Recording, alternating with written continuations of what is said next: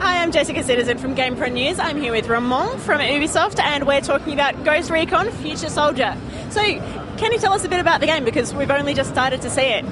Yeah, so basically, as a bit of context, so the game is set in the near future. You're playing the Ghost, which is a super elite special forces from the US Army.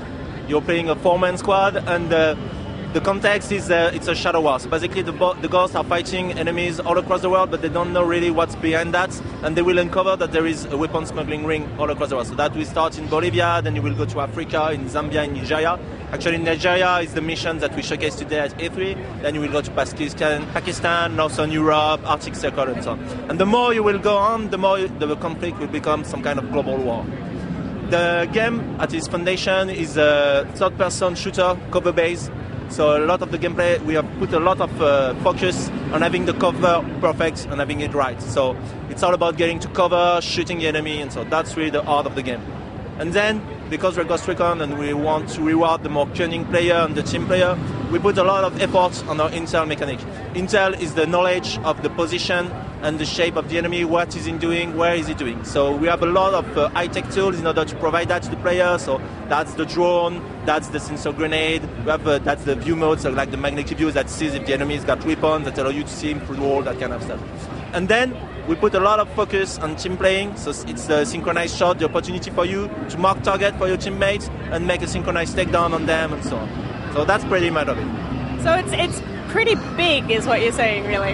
Yeah, it's pretty big. And we have a full campaign that is playable from 1 to 4 players. It's the same campaign that you can play with 4 of your friends. If you are not 4, you can play with teammate AI. And we have the adversarial, the multiplayer part, which can be played up to 8 versus 8. Today, if we will showcase only 4 versus 4. And for the campaign, we have 12 levels, like I said, all across the world. And in adversarial, we have 10 maps. So the game goes all across the world, but you were telling me that the development goes all across the world with various bits being developed in various different places. Yeah, definitely. So with the game currently is developed in Paris, which is more focused on the campaign and the core loop. And in Red Storm in North Carolina, in Raleigh, we have a full team that is working on the multiplayer, that's creating all the awesome stuff that you will see, all the different roles and items. And they are developing the gunsmiths too. That's amazing tools that allow you to customize into great detail your weapon.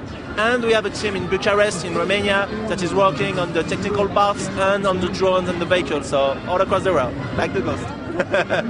All right, so you've just mentioned Gunsmith. Tell us about that. What we saw looked like nothing that we've ever really seen before. We're really excited about Gunsmith. Basically, Gunsmith, so where that came from, it came from really the special operator fantasy. All the special forces guys really go into great detail to customize their weapon in order to have the best tool, which is their weapon, to do their job. And they can't leave anything to randomness or whatever. So we really wanted the player to experience that feeling. So that's why we created Gunsmith. So basically we have 52 weapons spread from pistol to a submachine gun to PDR, whatever. And 49 different attachments. So you can really go into a lot of customization to your weapons. You can go into the inner parts of the weapon. You not only customize the optics or the barrel length or that kind of stuff, you can really customize the inner part, like the gas system, the trigger group of the weapon, in order to really have your weapon exactly that you want. And all of that, thanks to Kinect, is really, really simple. So you can manipulate with your hands all the pieces of the gun.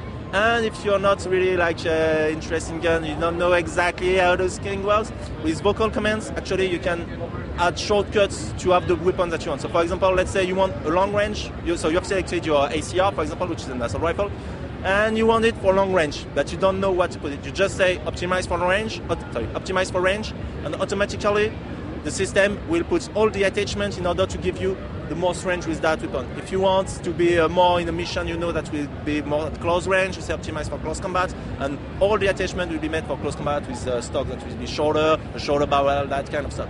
And that is even possible with the attachments. For example, you go to specific attachments, so like optics. So you have your weapon, you're okay with it, but you don't know about the optics. You want an optics again for long range. You just go to the optics, say long range, and it will give you the optic for long range and so on. So thanks to Kinect, it's really easy to use and it's pretty awesome. So Xbox 360 is the platform to get this one on?